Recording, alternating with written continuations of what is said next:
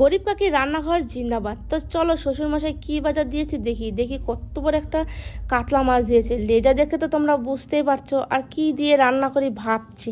তো চলো আমাদের জমিতে কি চাষ করা হয়েছে দেখো, এই দেখো কত রকমের সবজি। আমাদের না ডাটা কিনে খাওয়া লাগে না, দেখো ডাটা দিয়ে আজকে মাছের ঝোল করব। তো মাছগুলোকে ভালো করে পরিষ্কার করছি আর এদিকে আবার চলে এসছে বাজার। আমি বলি এটা কি আছে, বলে খুলে দেখ কি আছে। তো শ্বশুরমশাই পাঠিয়েছে। আমার দেখে তো মাথাটা গরম হয়ে গেল। খুলে দেখি মাছের মাথা। আমি বলি যে কি দিয়ে রান্না হবে, বলে কি একটা কচু আছে, মান কচু দিয়ে রান্না কর না, খেতে দারুণ লাগবে। আমি বলি হ্যাঁ, আমি তো রাঁধুনি মাসি না, আমি রান্না করে বেড়াই সারাদিন। তারপরে ওনাকে বসিয়ে দিলাম ডাটা সাইজ করার জন্য। তারপরে আমি কাতলা মাছগুলো ভালো করে ধুয়ে এদিকে কিন্তু আমার আসল লোককে বসিয়ে দিয়েছি এই রকম মাছগুলোকে সাইজ করার জন্য। কি মাছ বলো তো, ওগুলো শিং মাছ। আর হ্যাঁ, একটা কথা বলি, তোমরা এর আগের দিন আমি যে কচু শাকটা রান্না করেছি, তোমরা অনেকে অনেক কথা বলেছো, অনেকে আবার ভালোবাসাও দিয়েছো। আমি মানে যেভাবে রান্না পারি সেভাবেই করি কিন্তু, আর সেভাবেই কিন্তু সবাই ভালো খায়, কেউ কিন্তু খারাপ বলে না। আমার পরিবারের লোক কিন্তু কখনোই খারাপ বলে না যে আমার রান্না খারাপ হয়েছে।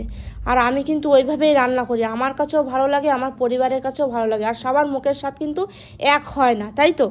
তো তারপরে দেখো এই যে মাছটা কীভাবে রান্না করি তোমাদের বলছি আর দেখাচ্ছি।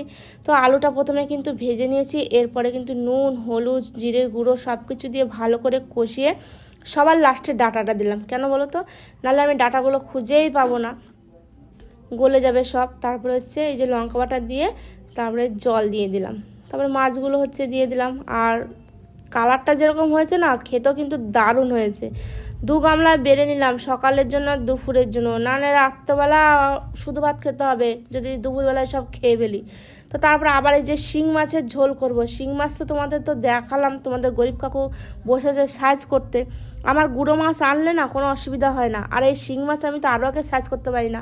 হয় শাশুড়ি মা দেয় আর নাহলে গরিব কাকু, তোমাদের গরিব কাকুই বেশিরভাগ দেয়। তো এটাকে হচ্ছে একটু পাতলা ঝোল করব। কাঁচা কলা আলু দিয়ে ঝোল করলে ভালো হতো, কিন্তু ছিল না।